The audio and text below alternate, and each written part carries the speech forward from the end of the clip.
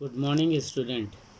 बेटा हमने पीछे देखे थे, आपको पिछले पार्ट में हमने आपको बताए थे अनेक एक शब्द के अनेक अर्थ यानी अनेकार्थक शब्द के बारे में हमने आपको बताया था। अब यहाँ पे बेटा आज हम देखेंगे अनेक शब्दों के लिए एक शब्द। हम यहाँ पे आज उसी से संबंधित आगे हम चल रहे हैं और ये हमने आपको बताया कि अनेक शब्दों के लिए एक शब्द का भी प्रयोग किया जाता है। यानी हम पूरी बात को लंबी ना कह करके अगर हमें छोटे रूप में किसी बात को कहना है या लिखना है तो वहाँ हम एक शब्द का प्रयोग करके अपनी बात को वहाँ पे हम कह सकते हैं। ठीक है, तो इसी के लिए यहाँ आपको बताया गया है और ध्यान से इसको देखिएगा और बेटा समझिएगा। अपनी बात को कम से कम शब्दों में कहना कला माना जाता है। यानी ये एक कला है कि हम अपनी बात को छोटे कम से कम शब्दों में कह दें।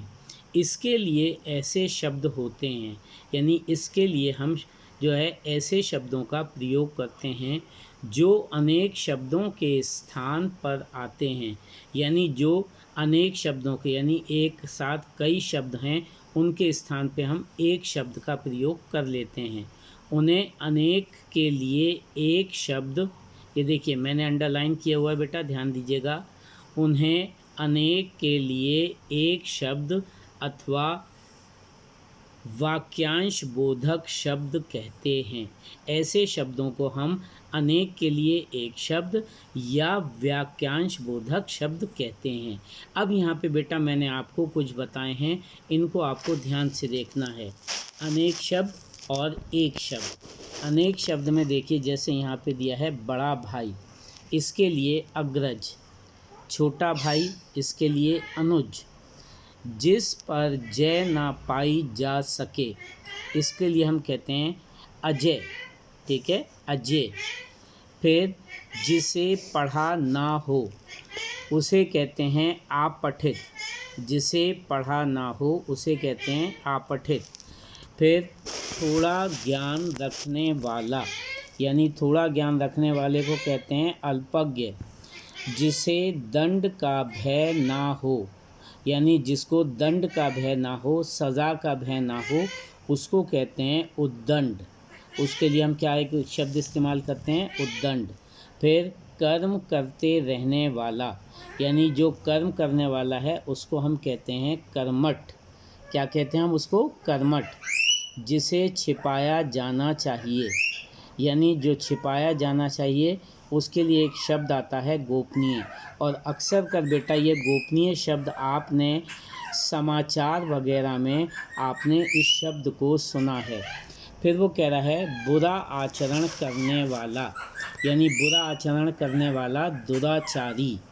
फिर कहते हैं जो ईश्वर पर विश्वास नहीं करता, यानी जो ईश्वर पर विश्वास नहीं करता है उसको कहते हैं नास्तिक।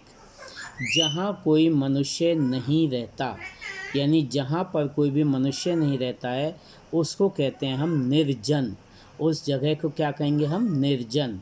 फिर जिसके पर पार देखा जा सके, यानी जिसके हम आर पार देख सकते हैं उसके लिए आता है शब्द पारदर्शी।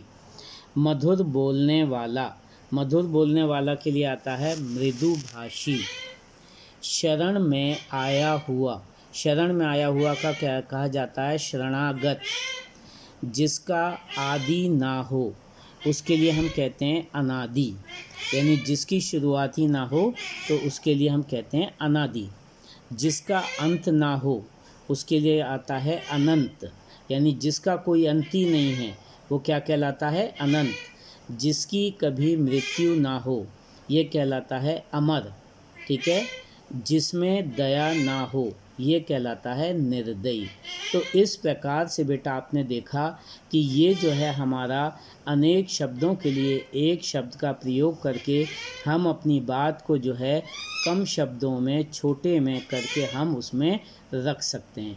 ठीक है बेटा, अब ये आपका है, ये आपको अपनी कॉपी पे उतारना है, इनको आपको करना है, ये आज का होमवर्क है आपका।